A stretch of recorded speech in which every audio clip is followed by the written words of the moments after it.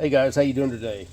So I've got a little experiment set up because I was in a forum the other day and someone had asked if you can use a thermal imager for tracking down electrical problems. You know, basically high current flow, high heat, things like that. So I've got this wire set up here on this board. I got my power supply hooked up. We got a light bulb pigged in right here. And I've got a resistor that we'll end up putting into it. But I've got my thermal camera set up, and we're going to monitor this wire. And what the plan is to put in the resistor. This is a 25 watt, 30 ohm resistor. We'll see how that affects the circuit. That's going to simulate either a bad splice, a corroded connection, or anything that is not a good solid connection is what that's going to simulate. And then we're going to snip this wire right here in the middle to where we just have one single strand of copper. And we're going to see how that affects the wire. And we're going to see what it looks like on the thermal imager, so that if you've got a wiring issue or a breaker or a fuse that's popping, you may be able to use a thermal imager for quick and easy verification of a wire that's running hot, a circuit, a fuse that's running hot, to help you track down short circuits. Now, the key to this is there's got to be current flow. If there's no current flow, there's not going to be any heat. So if you got a pop fuse, using a thermal imager is not going to do you any good because the wire is not going to have any kind of current flowing through it.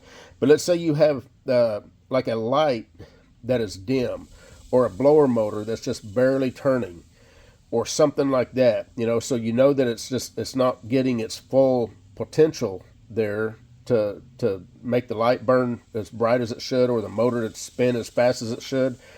One thing you can do is use a thermal imager to see if that wire that runs the component is running hot or not. You can use it to find corroded connections, bad splices, things like that. But anyway, enough talking. Let's get on with this experiment. So I've got 14 volts dialed up here on the power supply. Let's go ahead and I'm going to connect this wire. This is a good connection right here. And we're going to see how the light bulb acts and how much current we're pulling through it.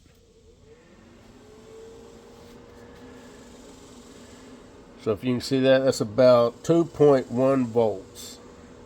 And I'm just going to let that run for a minute. We're going to monitor the wire on the thermal imager. You can see the bulb on the thermal imagers nice and bright, obviously because it's hot. The wire itself doesn't really seem to be getting hot at all.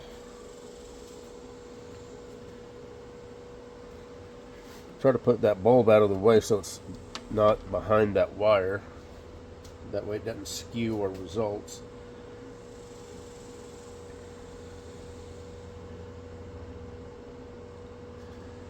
So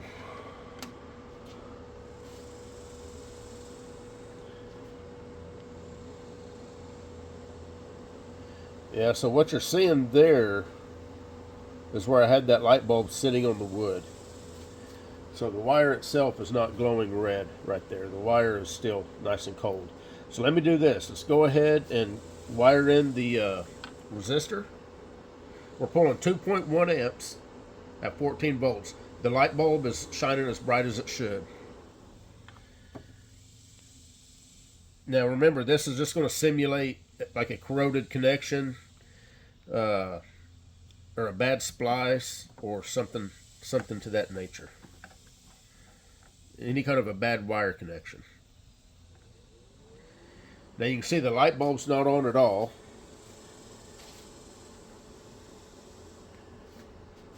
We're only drawing 0.3 amps, so 0.3 of an amp.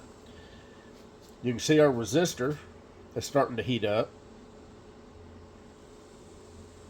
And it's heating up because it's dropping the entire voltage across that resistor. I don't see any kind of glow at all from the filament in the bulb.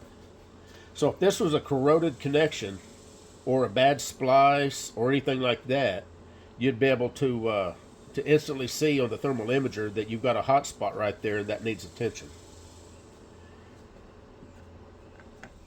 So there's our bad spot. I'm going to let that cool down before I...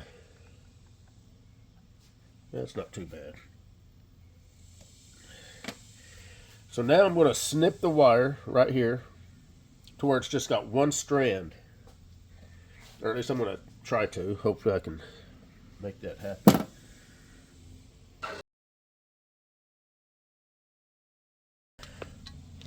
Alright guys, so I got it down to one strand. Hopefully you can see that.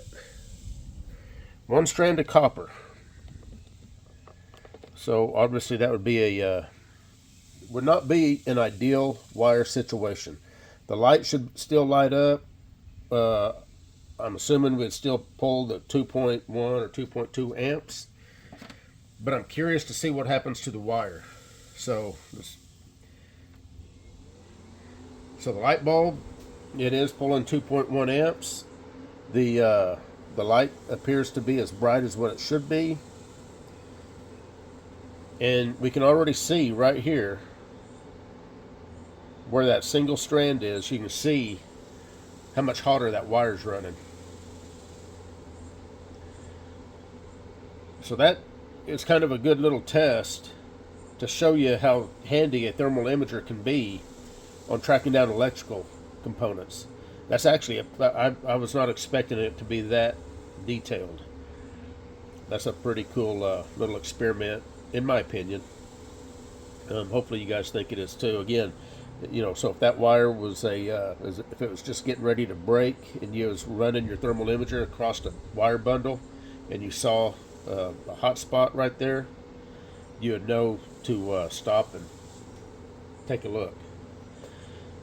Anyway, just a quick, simple test, basically because of a question that I saw someone post in a forum asking how handy a thermal imager is at tracking down electrical problems. You can also tell at this point, you know, the light bulb is working.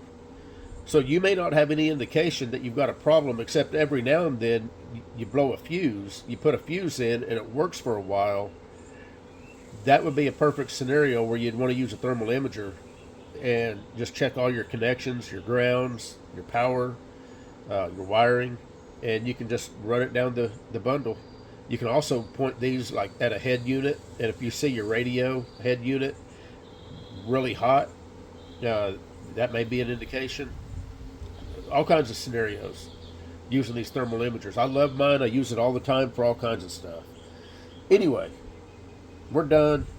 If there's anything I left out, let me know, and I'll be more than happy to go through this again in a different scenario if you give me an idea. Anyway, you guys take care. We'll see you.